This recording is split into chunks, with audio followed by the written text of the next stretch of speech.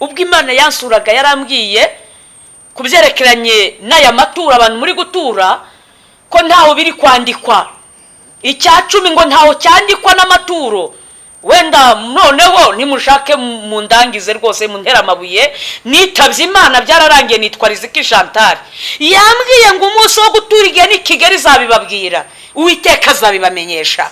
Iki si igihe cyo gutura, ngo nimufashe abakene, amaturo yanyu nimuyashyira abakene, nimufashe abababaye, nimufashe abari mu kaga, ngo nimwishakire imirimo igiye kubarengera imbere ikabatambutsa kuri Yorodani.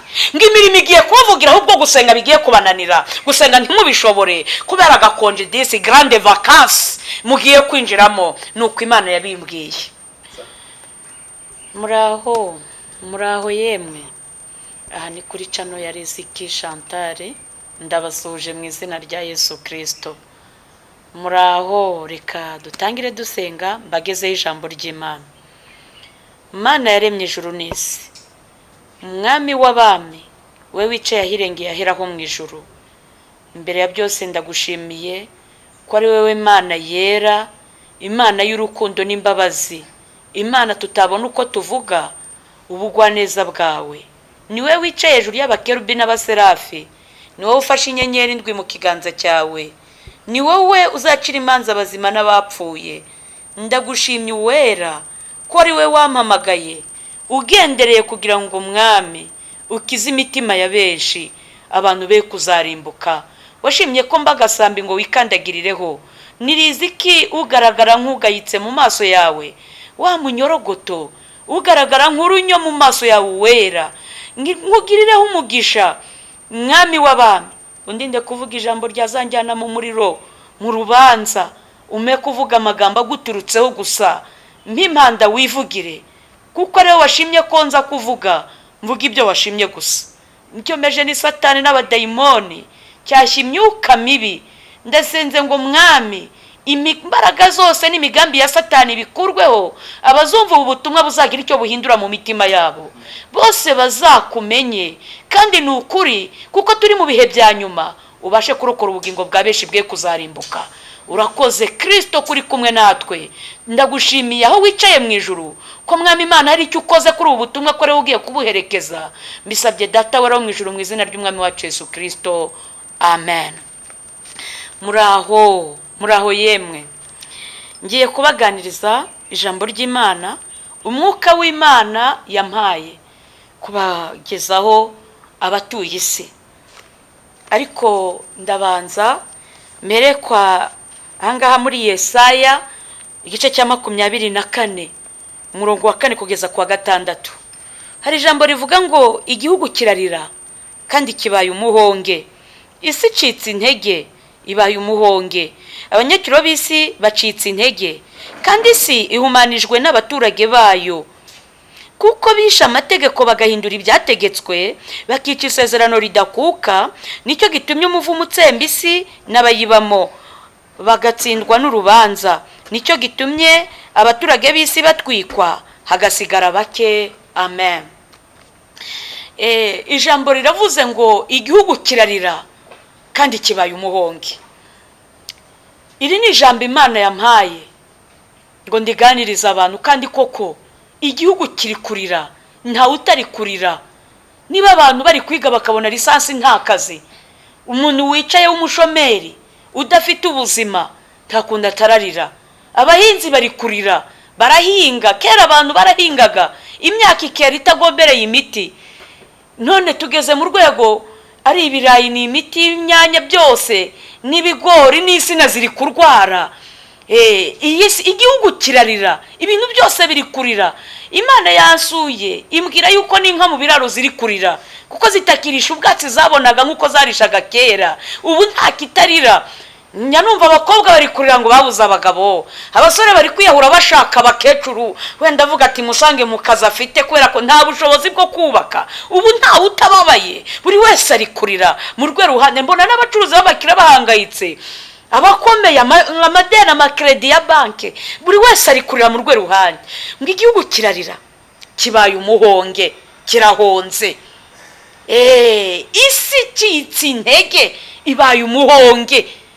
ese niki gitumye isi icika intege?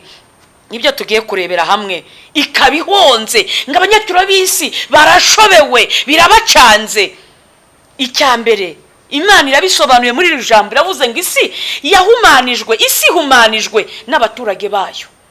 Igitumye igihugu kirira isi gacika intege, isi ihumanijwe n'abaturage bayo.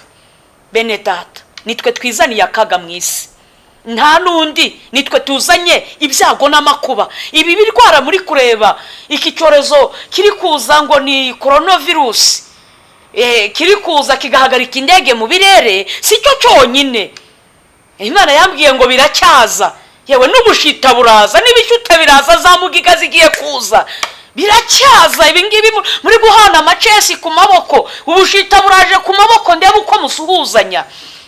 Yemwe isi icitse intege, ibaye umuhonge. Imana yarambwiye ngo ubwo ngo iyo mwita indwara amazina, ngo impamvu muri kwita indwara amazina muracyaziharaye, ngo hazaza izindi agiye kuza ibyorezo inyuma, ku buryo muzabura amazina. Umuntu akajya avuga ngo hadutse icyorezo kiri kwica gutya na gutya, ariko nta zina gifite. Kubera iki? Niba twari tugeze ku rwego rwo kubona ku ma YouTube, aya ma social media natwe turi gukoreraho, ukareba ukajya kubona ukabona umugabo bamusezeranije n'imbwa. Isi yahumanijwe n'abaturage bayo, ukumva abagabo basezeranye ubutinganyi. Icyaha cyarimbuje Sodomu na Gomora kera mu itangiro, kikamanura ibishyindu by'umuriro. Bene data, bikaba biri ahantu hose babishyigikiye ndetse babyemera ko ubutinganyi bubaho. Ni gute isi itaracika intege? Mwigeze mubona ihene zitingana? Murabona intama iri kwegera y'isekurume yegera iyindi ntama y'isekurume? Niba inyamaswa zikicyubahiriza iby'Imana yaremye, zikagendera muri kondisiyo y'Imana, abantu tukaba turushwa gukiranuka n'inyamaswa, ni gute isi itaracika intege? Akaga kakaza mu isi. Umukobwa agasama inda akayikuramo, umwana akazijugunya muri wese. Umugore n'umugabo basama bakayikuramo, bagatsindagira muri tuwarete ngo basamye batabishaka. Dogiteri akabashyigikira, akabahereza imiti. Ngo ni amafaranga uduhumbi tungahe tugatuma ajya kwishyiraho amaraso y'abazirane. Isi icitse intege. Harya ubwo butaka buri kumenwaho ayo maraso, ayo mapridanse ari kujanyagizwa ku butaka, harya ubwo butaka burongera kwera gute? Buragaragaza umwero wabwo gute? Isi icitse intege, ibaye umuhonge. Niba tugeze ku rwego ababishopu, abashumba bari guta abagore bashatse bagasambanira mu mabiro, kubaje babasanga, ni gute isi itaracika intege? Uretse ko abo si abashumba n'amabandi, wenda nukuri muzanyange n'ubundi ntimwankundaga, ariko ndababwiza uko ayo n'amabandi n'amasarigoma. Nta mushumba muzima, umuntu uyoboye itorero uhangara agasambanya umugore w'undi mugabo. Ni gute isi itaracika intege, ahubwo bakirukanga ku mafaranga? Ibaye umuhonge, irahonze.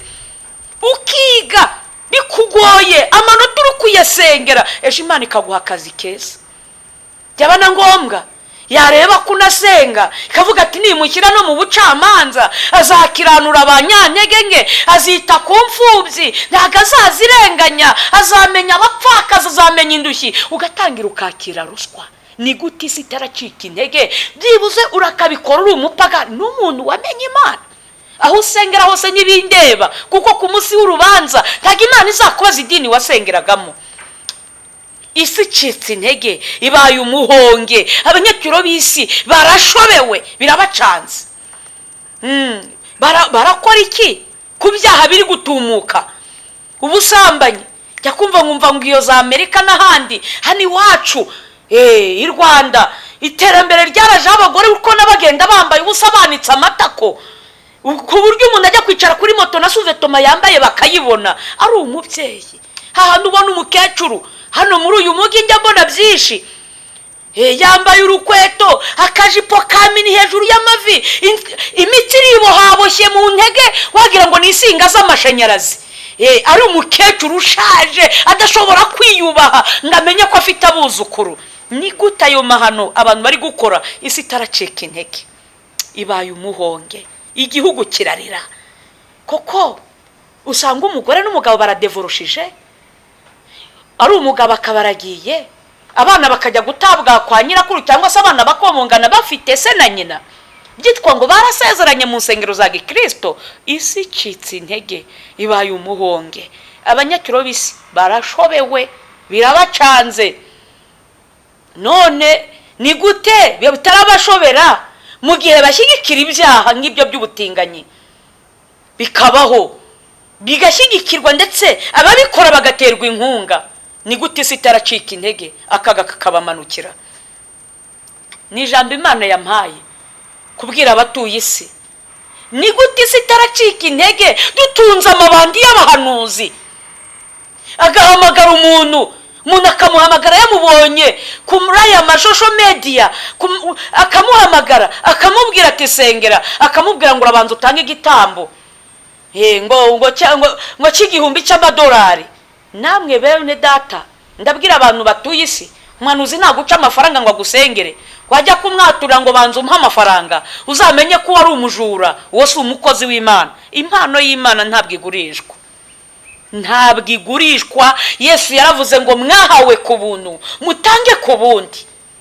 Cyakoze nshobora kwanga kugusengera kuko umwuka w'Imana utari kubinyemerera ko ngusengera, kuko ari n'abantu babaye akahebwe, babaye nk'amabuye y'intaza, amabuye aba mu mazi ahora atembaho amazi adashobora guhinduka, afatwa n'urubobi. Nubwo aba mu mazi ntashobora gusanga ayo mabuye akeye, ahubwo afatwa n'urubobi ugasanga yuzuye umwanda kandi ahora mu mazi. Hari imitima ya benshi yabaye nk'intaza, abantu bahora mu byaha bitwaje ngo bazatura, ngo Imana yicaye ku ntebe y'imbabazi. Ninde wagushutse ko Imana iri ku ntebe y'imbabazi? Yayicayeho uri kureba. Ibyo bituma ugotomera ibyaha nk'unywa amazi. Ngo Imana yicaye ku ntebe y'imbabazi koko?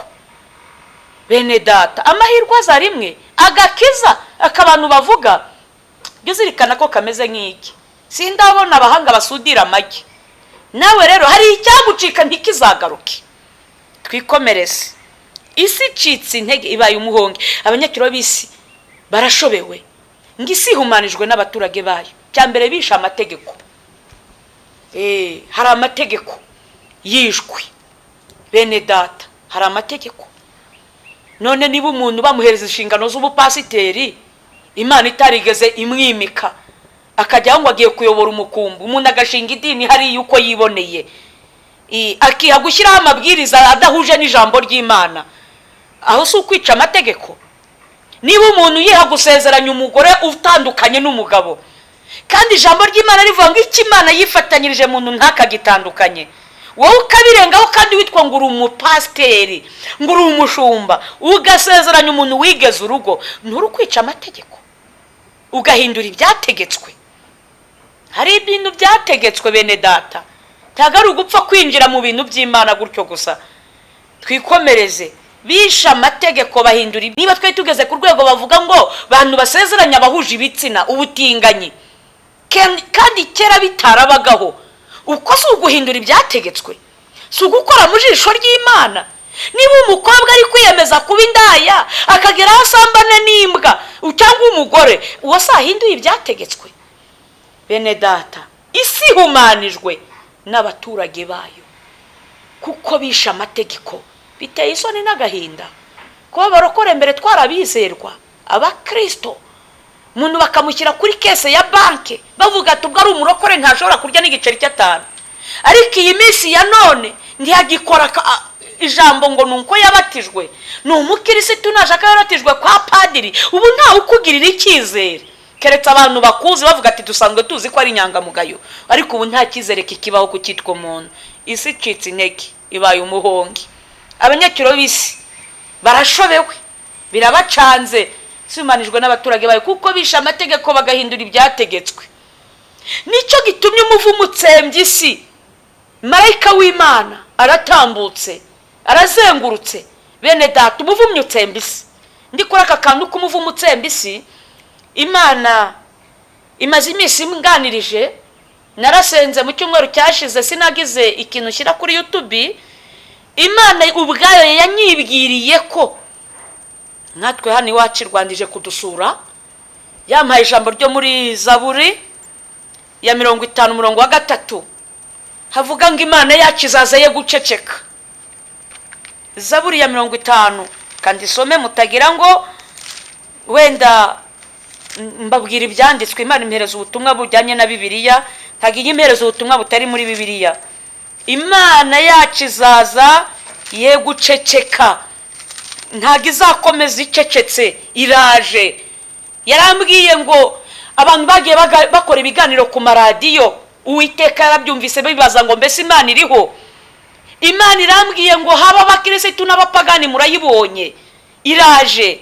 Izaburi 50:3 baravuga ngo Imana yacu izaza yo guceceka, imbere yayo umuriro uzakongora, umuyaga w'ishuheri uzayigota. Amena.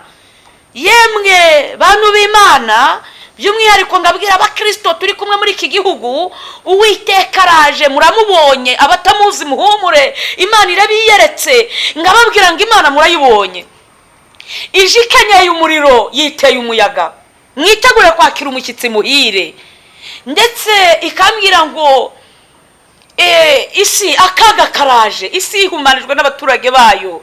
Bene data, irambwira ngo hagiye gutera inzara, inzara ikomeye itarigeze iboneka mu Rwanda. Irambwira ngo iyi nzara, ngo umuntu azajya yayura kongera guhuza inzasa ndi bikunde, arinde apfa ashize mu mwuka. Muraho yemwe, muraho yemwe abajyama n'abaniga, abirirwa baterura ibyuma ngo muri gushaka ibizigira.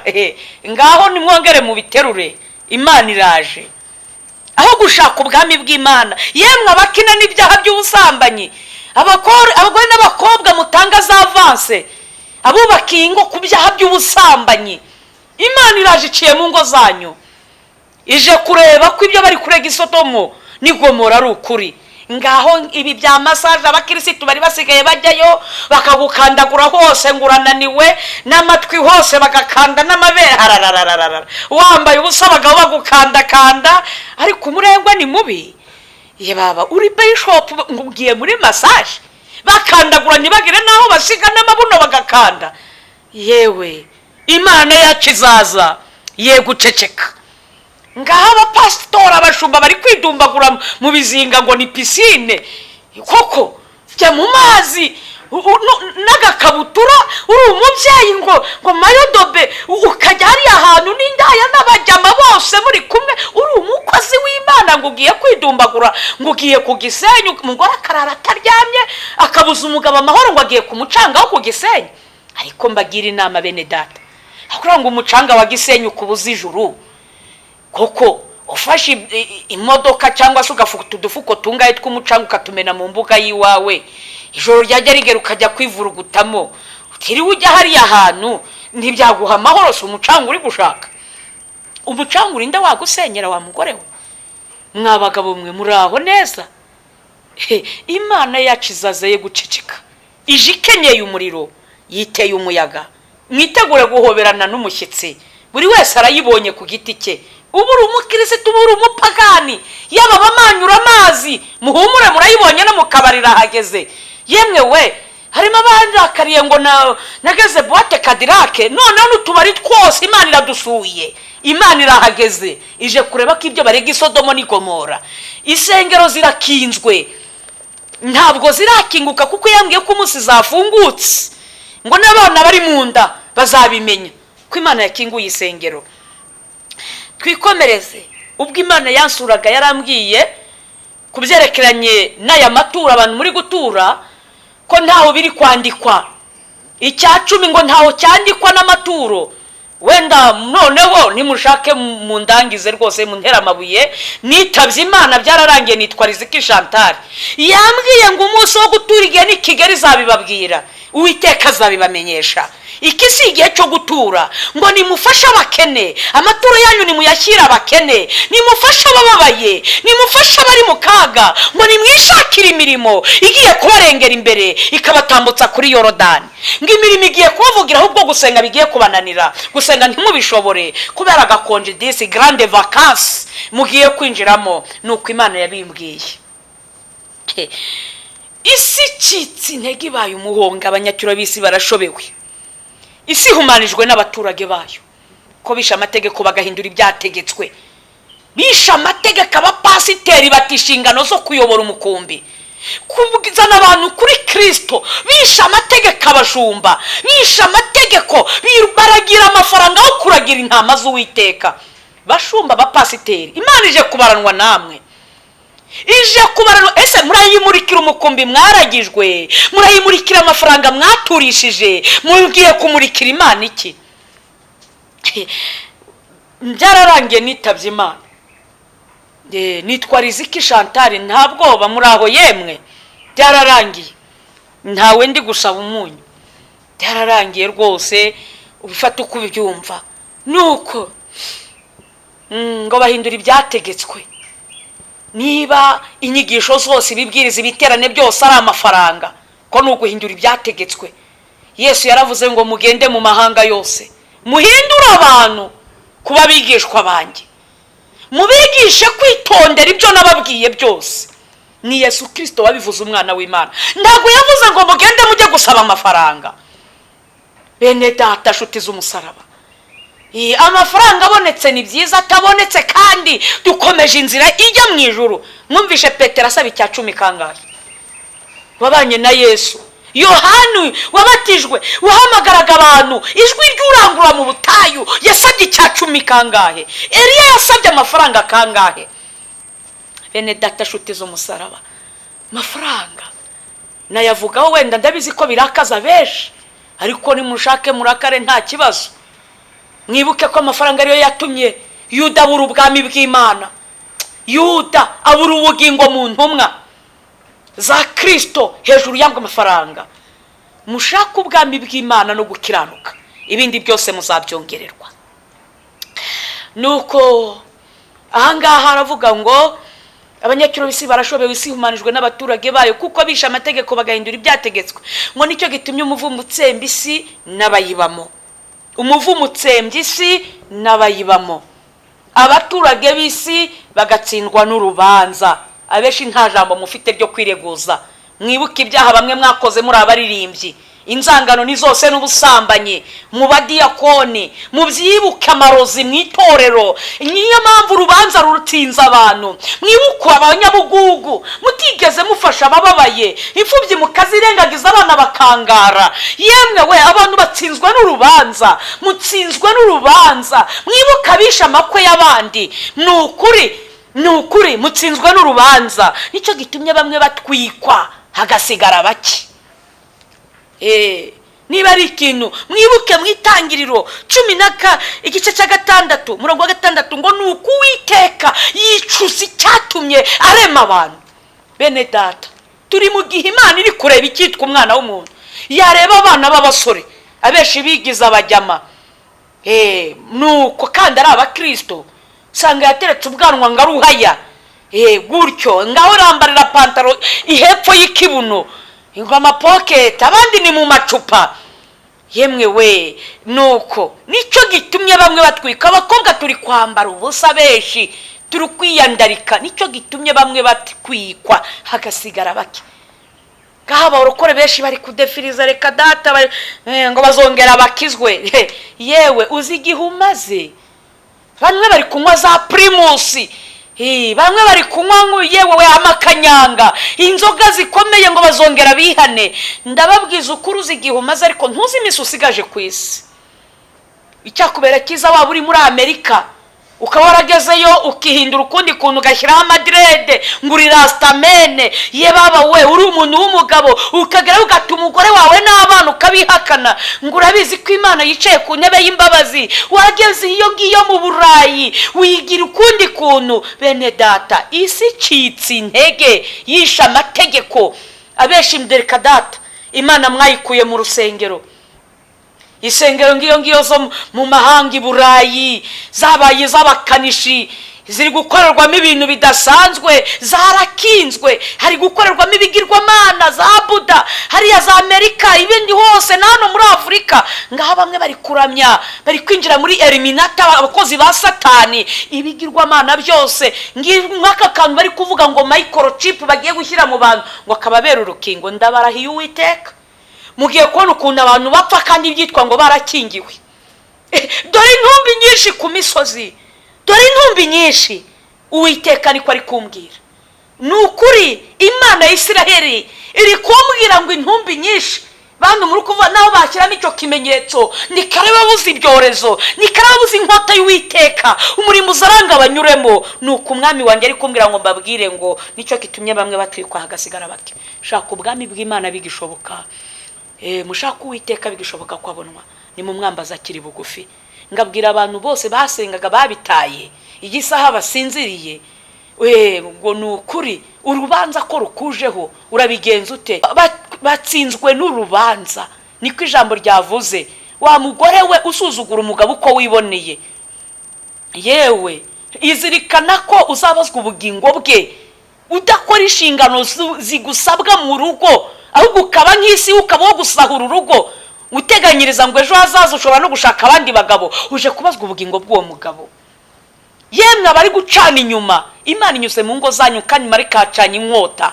Abagabo bari guca inyuma y'abagore, abagore mu gace inyuma. Yemwe bakobwa mwabaye ibirara muri kugusha abasore, mwabamarishije inkota y'ubusambanyi mubabeshya ngo muje kubasora kandi mwitwa ngo mwamenye Yesu Kristo. Abo bose uburakari bugurumana bw'Uwiteka burabamanukiye. Nukuri ndabwira n'abantu basambanya abana bato kimwe n'abasambanya amatungo. Umuntu agasanga yahangaye inka, ihene, inkoko. Narabibabwiye ko Imana yabintumye ikibungo mw'iterano hakabonekamo abantu 7. Imana yabimbwiriye mu nzozi, mbona abagabo 2 n'abasore 2. Bamwe bavuga ati Imana imbabare nasambanye n'inkoko. Ntibitaye isoni umuntu w'umusore ubenguka inkoko, nikiba cyagushituye inzara umunwa, ujya kubenguka inkoko ariko icyaguhagurukije koko. Uretse shitani y'umukara isi humanijwe n'abaturage bayo. Reka dusenge bene data nshuti z'umusaraba. Umuntu wese wari uzi ko yasengaga akaba yarabiretse, ukabutunzwe no kwirirwa hamagara ukoze Imana ngo nibagusengere, menya yuko watangiye kuva mu byizego ugeze kure. Tangira wige guhura n'Imana kuko umwenda warahera watabutsemo 2. Ngo buri wese yigerereyo, mwige kwambara imbaraga musenge kuko imisi atari myiza. Buri wese yigerereyo. Murakoze, reka dusenge. Urera kandi urakiranuka, uri Imana nyamana itagira ikizinga n'umunganyari. Uri Imana ihindirwa umushyitsi, uraranywa uko bukene uko bwije. Hano kuri iyi si uretse ko mu ijuru nta kwira kubayo, hahora umucyo, hahora hakeye kuko hamurikiwe n'umucyo w'uwera. Ndagucira bugufi mwami w'abami, ndakwinginze ngo ukize ubugingo bwa benshi burimbukiye mu isi y'ibyaha, burimbukiye mu mwijima, burimbukiye mu kaga n'amakuba. Uwiteka we, ndakwinginze ngo utabara abantu benshi barimbutse. Ugira icyo ukora kuko uri Imana ishobora byose. Urakoze nyakubahwa, urakoze gitare cyanjye ko hari icyo ugiye gukora ku bantu benshi bari barimbutse. Iri jambo harabo rigiye gutabara. Urakoze abarwayi ubakize, cyane cyane ukize imitima ariko n'inyuma ku mubiri. Abababaye ubakize kuko uri Imana ibishoboye. Kubw'umutima w'imbabazi urengera abanyamubabaro, abagiye kubyara ubatabare no mu nzu z'imbohe. Mwami Imana bubaha izina ryawe, ugira icyo ukora bemeye kwihana, ugira icyo ukora kuri bo. Mwami ingo ziri gusenyuka, ugira icyo ukora. Ndagushimiye ko utabaye abantu benshi Mwami Imana kubwira ijwi ry'urangurura mu butayu. Uwiteka ko ari cyo ugiye gukora. Ndagushimiye ko byumvishije. Mbisabye data wera wo mu ijuru mu izina ry'umwami wacu Yesu Kristo.